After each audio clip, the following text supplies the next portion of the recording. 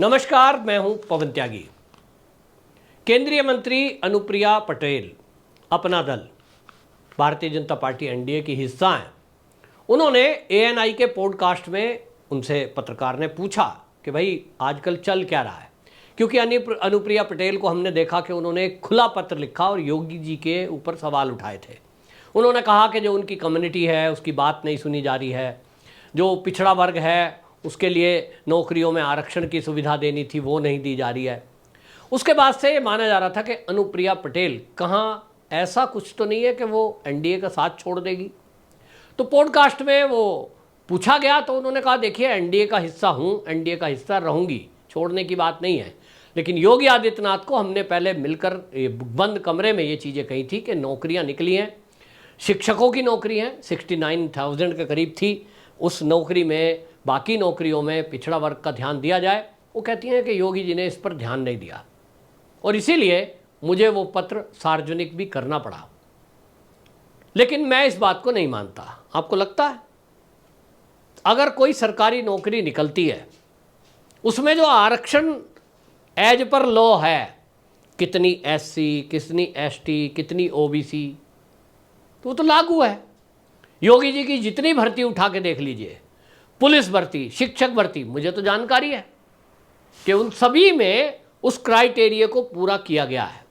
ये बात अलग है योगी जी ने कौन सी बात नहीं सुनी, ये मेरा आइडिया है, मैं अपने अंदाजे से बता रहा हूं, अंदर की बात मुझे नहीं पता। योगी जी ने ये बात जरूर करी है कि अनुप्रिया पटेल को नहीं कह रहा हूं, मैं व्यक्तिगत एक आम बात कह रहा हूं। योगी जी के पास यदि कोई केंद्रीय मंत्री हो या राज्य का मंत्री, अगर वो गया होगा कि साहब ये मेरे जानने वालों की सूची है, ये अपने मेरे हैं, इनको जरा नौकरी पे लगवा दो, ये योगी जी ने नहीं किया, ना वो करेंगे। मैं जितना योगी आदित्यनाथ जी के बारे में जानता हूं, योगी आदित्यनाथ जी अपने पद से इस्तीफा दे देंगे, लेकिन वो ऐसा कभी नहीं करेंगे कि नियमों को ताक पे रखते हुए किसी विधायक, किसी सांसद, किसी मंत्री, कहीं ऊपर से भी फोन हो और कोई कहे कि ये 10 नाम 20 नाम हमारे हैं, ये जो भर्ती हो रही है इसमें इनको शामिल कर लो, योगी जी कहेंगे नो, सबके लिए नियम बराबर है, टेस्ट दो, इंटरव्यू दो, आ जाओ।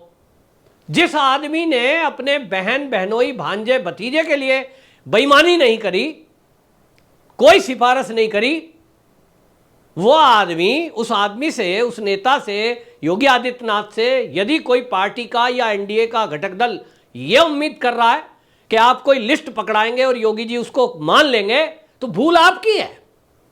आप कायदे से अगर आरक्षण की जानकारी चाहते हैं तो भैया आजकल तो सूचना विभाग है, उत्तर प्रदेश के सूचना विभाग में, मैं तो भारतीय जनता पार्टी के कार्यकर्ताओं को कहता हूं ये काम योगी जी नहीं करेंगे, मैं भी नहीं करूंगा। आप में से कोई हो भाई बीजेपी के कार्यकर्ता, आप एक डालिए और मुझे भी जरा उसे डीएम कर दो, मेरा डीएम हमेशा एक्स पर खुला हुआ है, मुझे डीएम दो, मैं उस पर वीडियो करूंगा। मैं चाहता हूं कि इसका खुलासा होना चाहिए।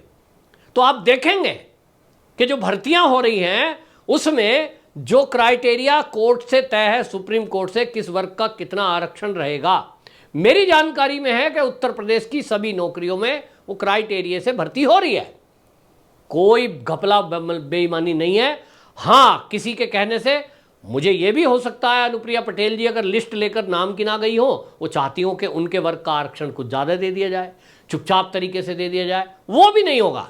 क्योंकि भाई जब समाजवादी पार्टी के लोग इतने अंदर घुसपैठ करके बैठे हैं, उनका शासन रहा है, योगी जी तो 2017 में आए, सिस्टम सारा उन्हीं का है।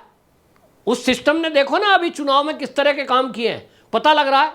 रायबरेली में 20,000 फर्जी नाम ही घोषित कर दिए, घुसपैठियों का नाम हिंदू बना करके आईडी से, और उनसे वोटर कार्ड भी बना दिया। तो उन्होंने वोट क्या योगी को दिया होगा? जो घुसपैठिए हैं वो वोट तो समाजवादी पार्टी को ही देंगे ना। तो इस तरह के कारनामे हो रहे हैं। अधिकारी वर्ग जो अंदर घुसा हुआ है वो योगी के शासनकाल का भर्ती नहीं है। योगी जी के शासनकाल में जो भर्तियां हुई हैं 5-6, जो मैं देख रहा हूं कुछ 5-6 हज़ार भर्तियां पुलिस की हुई हैं, फिर जो टीचर की भर्ती हुई है, कुछ क्लैरिकल में हुई है। टोटल मिलाकर के सरकारी नौकरी जितनी योगी जी के टाइम में लगी है लगभग 7 लाख के करीब है।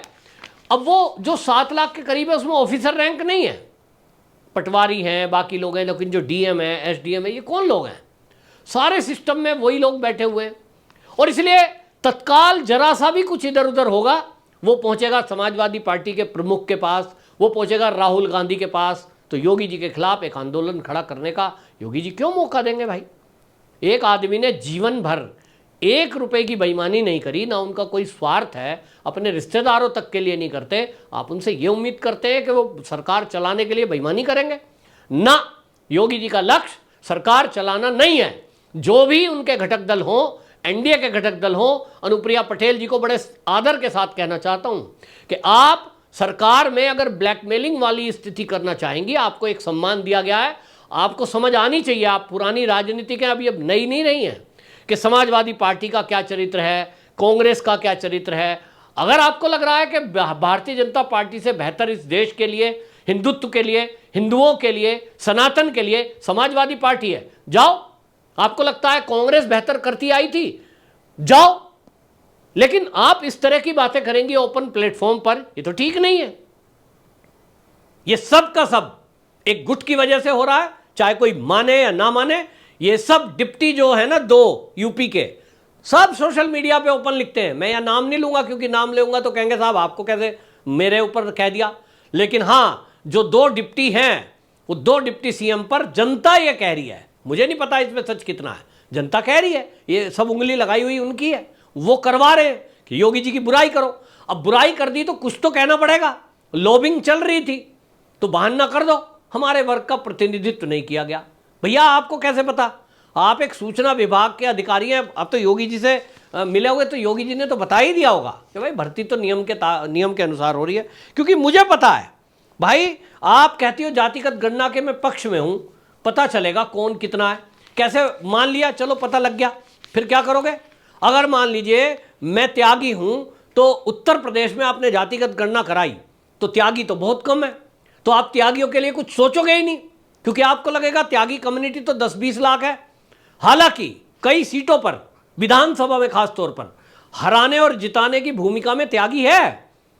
लेकिन आप इसलिए क्या त्यागियों का बहिष्कार करते हो, या यूं कहें उपेक्षा करते हो, या त्यागियों की उपेक्षा करोगे आप कि भाई ये कम्युनिटी बहुत छोटी है? तो भारतीय जनता पार्टी, फिर मैं नहीं समझता हूं कौन क्या कर रहा है। क्या भारतीय जनता पार्टी भी इसी ढर्रे पर चलेगी फिर?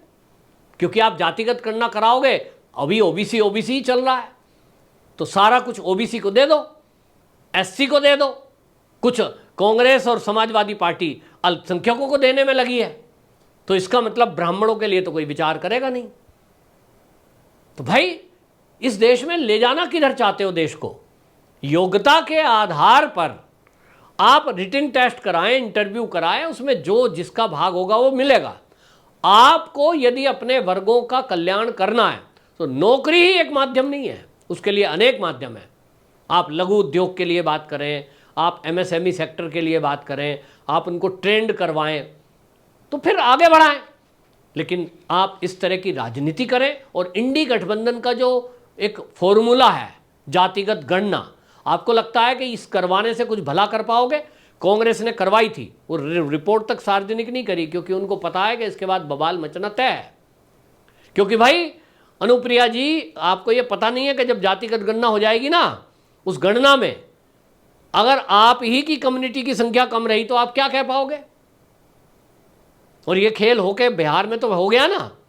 आप देना क्या चाहते हो, इसके बाद करना क्या चाहते हो? फिर जातिगत गणना अगर हो तो मैं तो हमेशा बात करता हूं कि केवल हिंदुओं की क्यों, इस देश के सभी नागरिकों की जातिगत गणना कराओ।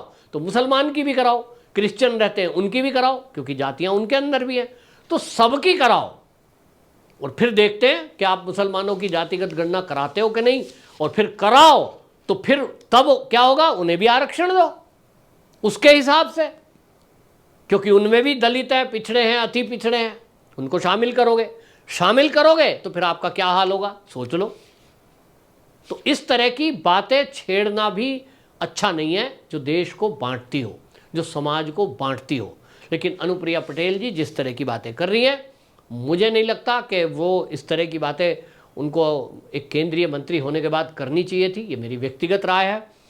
योगी आदित्यनाथ बेहतरीन काम कर रहे हैं, और उनको अगर लगता है कि योगी जी से कोई नाराज़गी है, मैंने कहा ना कि योगी जी कोई कानून के इतर कोई बात होगी उसको तो नहीं मानेंगे। आपका मान सम्मान हमेशा करेंगे और आपकी बात, आपके काम जरूर करेंगे। आप अपनी कम्युनिटी का भला कराना चाहती हैं तो कम्युनिटी के लिए आप कुछ भी करके देखो। कोई भी बात, आपको लोन नहीं मिल रहा है, लोन के लिए आपको आयुष्मान कार्ड नहीं बन रहा हो, उसके लिए बाकी बहुत सारे काम हैं, उनको आप करवाओ। महिलाओं के उत्थान के लिए कुछ करो अपने वर्ग के लिए। ज़रूरी नहीं है कि आप सरकारी नौकरी करके और फिर इस पर बवाल मचाने के लिए बात करो, सरकार को बाध्य करो। ये बात ठीक है, सरकारी नौकरी है जो इसके लिए। अब मैं एक बात कहता हूँ कि मैं ब्राह्मण कम्युनिटी से हूँ, ऐसे बहुत सारे ब्राह्मण मेरे तो गांव में हैं। मैंने देखा है कि वो अभी भी अपना गुजारा भत्ता चलाने के लिए मेहनत मजदूरी कर रहे हैं। मैं अपने आसपास देखता हूँ, मंदिर है 3-4, उस पर इस तरह के हालात हैं कि एक मंदिर पे पंडित जी हैं मेरे घर के पास, कभी कोई आ जाए मैं दिखा दूंगा कि वो दिन में सुबह शाम आरती करना, मंदिर की साफ सफाई करना और दिन में मिस्त्री मजदूर का काम करते हैं, क्योंकि जीवन यापन करना है। लोग इतना वहाँ चढ़ावा नहीं चढ़ाते कि उनका परिवार पल जाए। तो वो ब्राह्मण है इसलिए आप उनको कोई सुविधा नहीं दोगे सरकार की, ना उनकी नौकरी की बात करोगे, ये तो गलत है ना। तो फिर ये आरक्षण का झंझट ही खत्म हो जाना चाहिए। मैं एक गरीब ब्राह्मण को, एक गरीब ठाकुर को, एक गरीब बनिए को क्यों नहीं आरक्षण मिले, और नहीं मिले तो किसी को भी नहीं मिले। इस पर आपकी क्या राय है? अपनी राय जरूर रखें।